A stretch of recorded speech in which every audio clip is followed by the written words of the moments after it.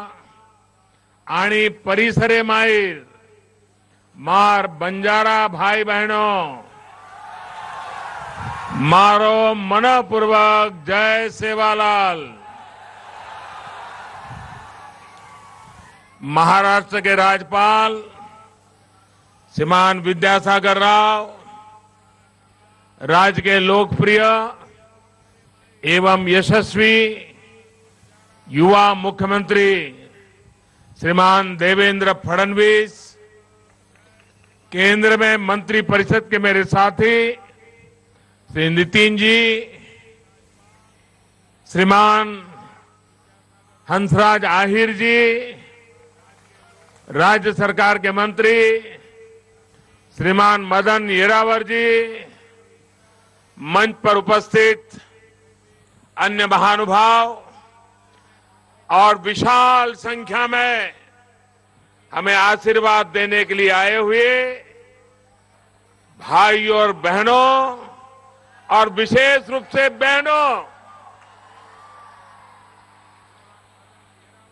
पांढरकवड़ा की इस भूमि से मैं संत सर्वलाल महाराज, मुक्ताजी महाराज जैसे अनेक संतों और महापुरुषों को नमन करता हूं। कुछ महीने पहले इस क्षेत्र के आदिवासी युवाओं ने एवरेस्ट पर विजय प्राप्त की थी। दिल्ली में मुझे इन युवा साथियों से मिलने का अवसर भी मिला था। उनके परिश्रम, उनके सपनों के बारे में जानकर मुझे यवतमाल चंद्रपुर की ऊर्जा का सुखद अनुभव हुआ था।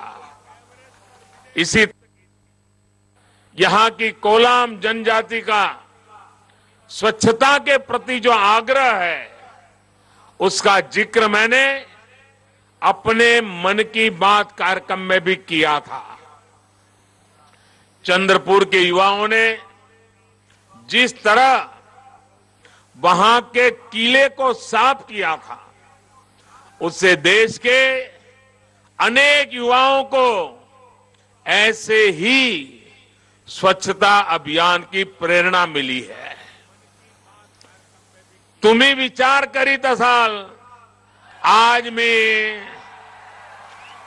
पांढरकवड्यात का आलो? माझ्या माता भगिनींना तर भेटायचेच होते, पण 20 मार्च 2014 रोजी सुद्धा मी दाबडीला आलो होतो। तब मैंने चाय पर चर्चा की थी और देश की समस्याओं को दूर करने के निरंतर काम करने का वादा किया था। बीते 4.5 वर्ष से पूरी ईमानदारी के साथ आपसे किया ये वादा निभाने का मैं प्रयास कर रहा हूं। आप लोगों को संतोष है? मैं जो काम कर रहा हूं उससे संतोष है? मैं जो मेहनत कर रहा हूं उससे संतोष है? मैंने जो वादा किया उसके लिए जी जान से जुटा हूं, आप खुश हैं? आपके आशीर्वाद है, आपके आशीर्वाद बने रहेंगे।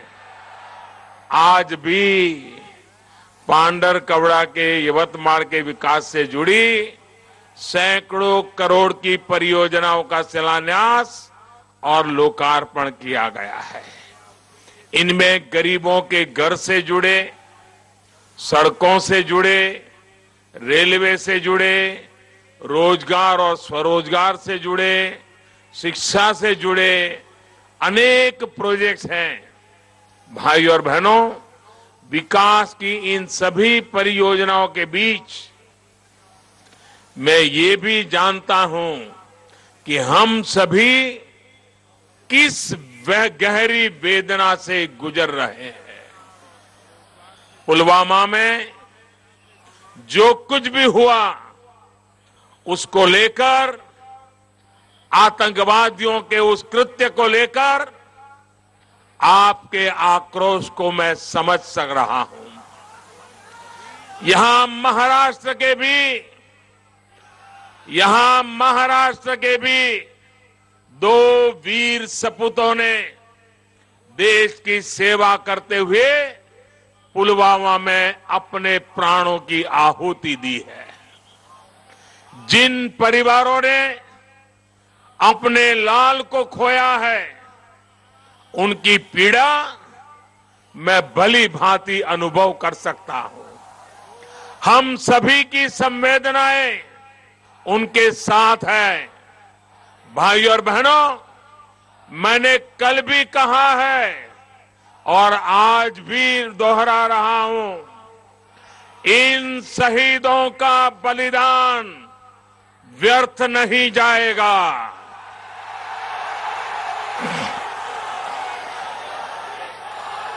आतंकी संगठनों ने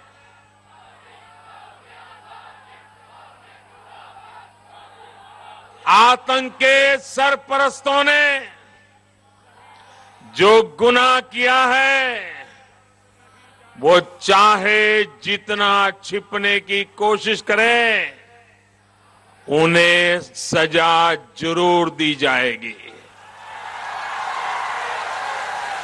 हम अपने सैनिकों, अपने सुरक्षा बलों के पराक्रम पर गर्व भी करते हैं, भरोसा भी करते हैं।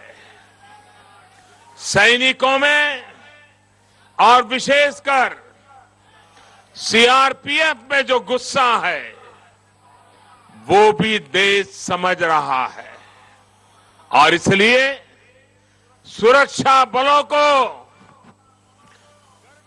खुली छूट दे दी गई है।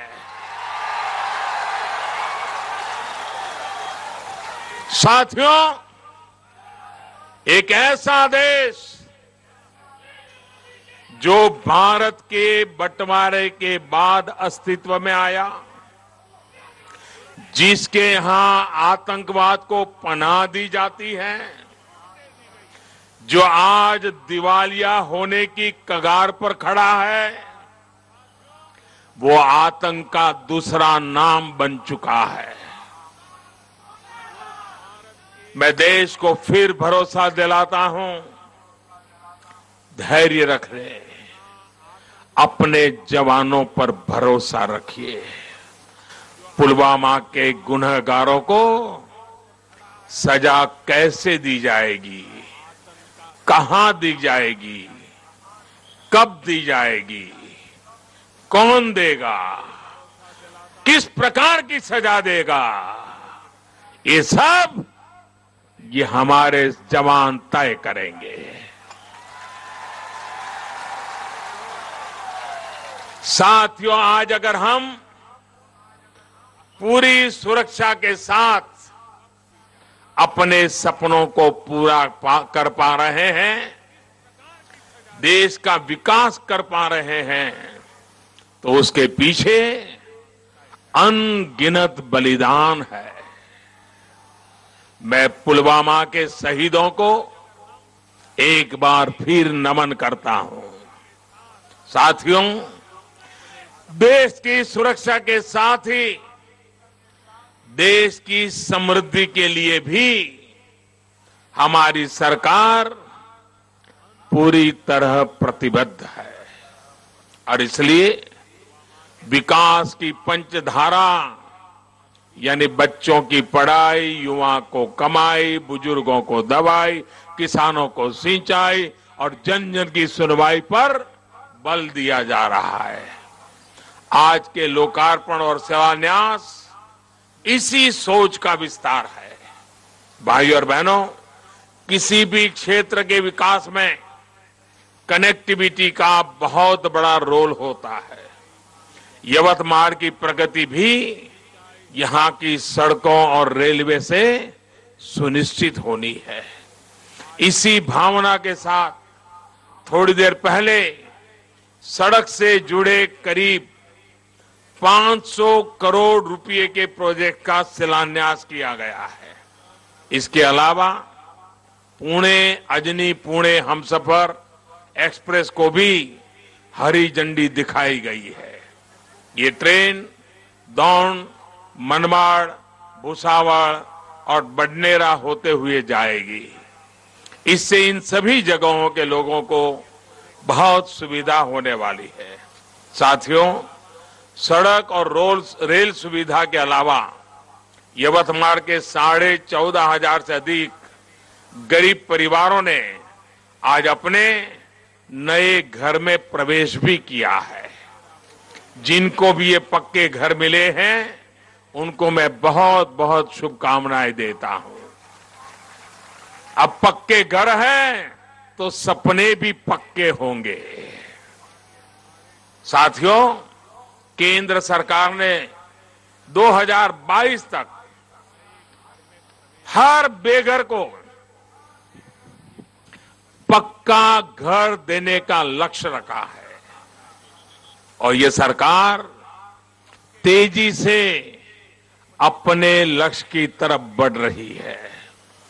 जिन परिवारों को अब तक घर नहीं मिला है, वे भी इस बात पे भरोसा करें, ये मेरा वचन है, 2022 के पहले हर परिवार को पक्का घर होगा, होगा, होगा। अब तक देश के गांव और शहरों में 1.5 करोड़ गरीबों के घर बनाए जा चुके हैं। पिछले 4 वर्षों में महाराष्ट्र में भी लगभग 2.5 लाख घर बने हैं। फडणवीस जी की सरकार ने भी 50,000 से ज्यादा घर बनवाए हैं। यहां यवतमाल में भी लगभग 12,000 घरों पर काम चल रहा है। भाइयों और बहनों, प्रधानमंत्री आवास योजना के तहत जो घर बन रहे हैं, ये गरीबों को आत्मविश्वास तो दे ही रहे हैं, साथ में हमारी बहनों के सशक्तिकरण का भी साधन है।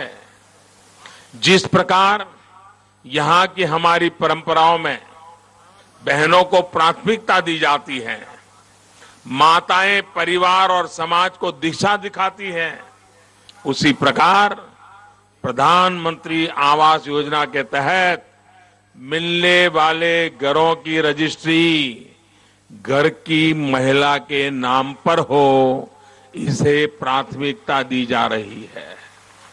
भाइयों और बहनों, महिला सशक्तिकरण को लेकर यवतमाल देश के अग्रणी जिलों में है। यवतमाल सहित पूरे महाराष्ट्र में महिला बचत गट का एक बहुत बड़ा नेटवर्क है। हमारी सरकार ने महिला बचत गट को विस्तार भी दिया है और उनको शक्ति भी दी है। इन समूहों को ग्रामीण अर्थव्यवस्था का आधार बनाने के लिए पहले की अपेक्षा 2.5 गुना ज्यादा पैसा उपलब्ध कराया गया है। भाइयों और बहनों, मुझे याद है कि पिछली बार जब मैं यहां आया था तो शेतकरी समाज से लंबा संवाद किया था। आज जब दोबारा आपके बीच आया हूं तो ये जानकारी भी देना चाहता हूं कि हाल के बजट में शेतकरी समाज के साथ साथ जो हमारे गुमंतु समाज के लोग हैं, बंजारा वगैरह जो समाज है, हमारे श्रमिक समाज है, हमारे खेत मजदूर हैं, इन सभी के लिए भी बहुत बड़ी योजनाओं का ऐलान किया गया है। साथियों, पीएम किसान सम्मान निधि के नाम से केंद्र सरकार ने किसानों की सीधी आर्थिक मदद करने की योजना बनाई है। इस योजना के तहत ऐसे किसान जिनके पास 5 एकड़ से कम जमीन है, उन सभी किसानों के बैंक खाते में हर वर्ष 6,000 रुपये दिल्ली में से भारत सरकार की तरफ से जमा किए जाएंगे। महाराष्ट्र के लगभग 1,25,00,000 किसान परिवारों को इससे सीधा लाभ मिलेगा। ये पैसा 2-2 हजार रुपयों की 3 किस्त में सीधा आपके खाते में जमा हो जाएगा और एक बार नहीं, ये हर वर्ष दिया जाएगा। साथियों, इस बजट में सरकार ने घुमंतू समुदायों के लिए भी एक बहुत बड़ा फैसला किया है। यवतमाल जिले में बहुत बड़ी संख्या में ऐसे परिवार हैं जो अपनी जीवन शैली और अन्य वजहों से एक जगह पर नहीं रहते हैं। इतिहास में पहली बार इस समुदाय का ख्याल सरकार ने किया है। अब इन लोगों के लिए सरकार ने वेलफेयर डेवलपमेंट बोर्ड बनाने का फैसला किया है ताकि सरकार के विकास के कार्यों का लाभ इन तक तेजी से पहुंचे। साथियों, सड़कों और घरों के निर्माण से जुड़े, घरों में काम करने वाले, रेहड़ी ठेले वाले, असंगठित क्षेत्र के ऐसे करोड़ों परिवारों के लिए भी पहली बार एक बहुत बड़ी योजना हमने बनाई है। प्रधानमंत्री श्रम योगी मानधन योजना से 15,000 रुपये महीना तक कमाने वाले कामगार साथियों को 60 वर्ष के बाद 3,000 रुपये की नियमित पेंशन सुनिश्चित हो पाएगी। इसके लिए औसतन 100 रुपये का अंशदान हर महीने देना होगा। इतना ही पैसा केंद्र सरकार इन साथियों के पेंशन खाते में हर महीने जमा करने वाली है। भाइयों और बहनों, सामाजिक सुरक्षा के लिए प्रतिबद्ध हमारी सरकार ने आदिवासी समाज के कल्याण से जुड़े बजट में भी लगभग 30% की बढ़ोतरी की है। इससे यवतमाल सहित महाराष्ट्र के अनेक जिलों को लाभ होने वाला है। ये फैसला आदिवासी भाई बहनों के लिए भाजपा सरकार की निष्ठा और उसकी प्रतिबद्धता का सबूत है। साथियों, जमीन हो, जंगल की पैदावार हो, पढ़ाई लिखाई हो, खेल से जुड़ी प्रतिभा हो, हर स्तर पर आदिवासियों के कल्याण के लिए व्यापक प्रयास हो रहे हैं। जन धन से लेकर वन धन योजना तक जनजातीय समुदाय के बहन भाइयों के लिए काम किया जा रहा है। जनधन योजना के तहत बैंकों में लगभग हर परिवार के खाते खुलवाए गए हैं, जिससे सरकार की हर मदद आपके खाते में सीधी मिलनी सुनिश्चित हुई है।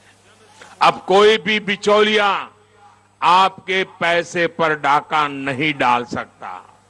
इसी तरह वन धन योजना के माध्यम से ये सुनिश्चित किया जा रहा है कि जंगल से जो आप उपज लेते हैं उसकी बेहतर कीमत आपको मिल पाए। इसके लिए वन धन केंद्र बनाए जा रहे हैं। सरकार का जोर वन उपज के वैल्यू एडिशन पर है, मूल्य वृद्धि पर है।